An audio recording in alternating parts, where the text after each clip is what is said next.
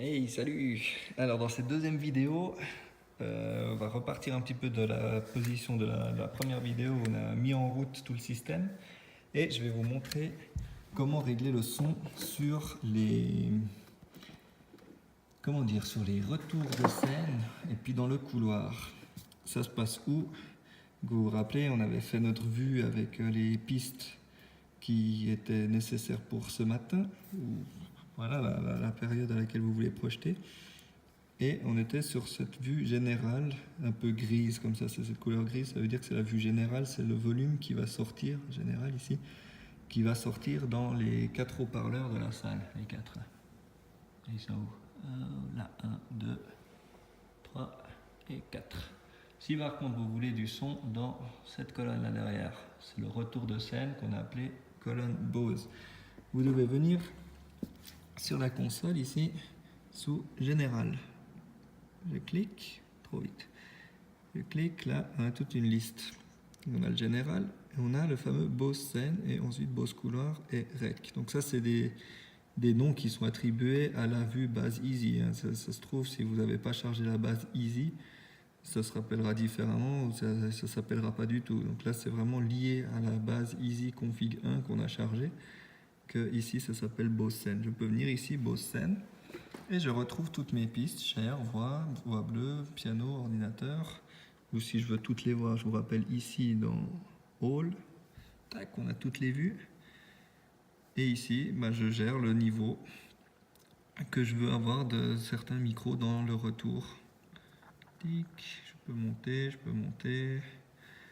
Je précise le niveau, le bouton mute ici est interconnecté. Donc si je démute ici, dans ma vue générale, c'est aussi démuté. C'est vraiment programmé pour que le mute ça soit lié entre le général, entre les auxiliaires. Donc si je demute une piste, quelle que ce soit la vue, que ce soit l'auxiliaire 1, auxiliaire 2 ou général ou toutes les autres, ça va démuter de manière générale.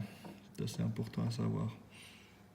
Donc si vous voulez plus de voix bleue dans le retour, il ne faut pas muter la voix bleue ici, parce que ça va la couper partout. Il faut vraiment mettre le volume ici au plus bas. Et comme ça, vous n'avez plus de voix bleue. Donc c'est la voix qui correspond au micro bleu dans cette ligne. Donc ça c'est la même chose ici, dans le couloir.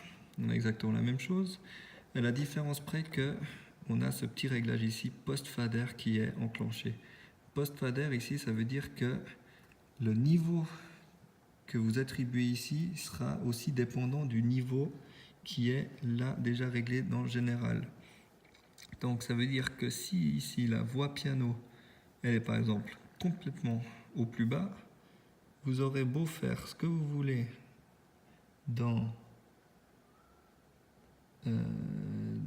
Bose couloir, exactement, dans Bose couloir, vous pourrez faire ce que vous voulez sur la voix bleue, ça sera quand même coupé parce que précédemment, avant d'arriver ici, vous avez déjà attribué une certaine valeur à ce niveau, à savoir 0. Si vous le mettez à peu près à la moitié ici, et qu'ensuite vous venez dans Bose couloir, et que vous mettez ici la valeur à 0, donc c'est à ce niveau-là, elle va sortir dans le couloir uniquement à la moitié, parce qu'elle tient compte du réglage qui a été fait ici. Cette subtilité de post-fader est également valable pour l'enregistrement. Donc vous avez vu, je suis rentré là dans le menu, tac, rec. Ça c'est la sortie qui va vers l'enregistrement.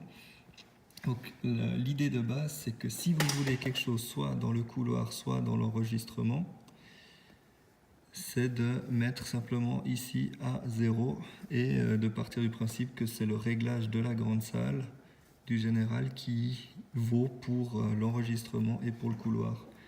Donc si vous trouvez que dans la salle c'est trop fort, disons que ce que vous entendez dans la salle sera aussi ce que vous entendrez dans le couloir et dans l'enregistrement. Donc en laissant ici à 0, ici également à 0, les niveaux que vous aurez définis pour la grande salle seront aussi valables pour le couloir et l'enregistrement. qu'est-ce qu'on a d'autre ici? On a encore la reverb.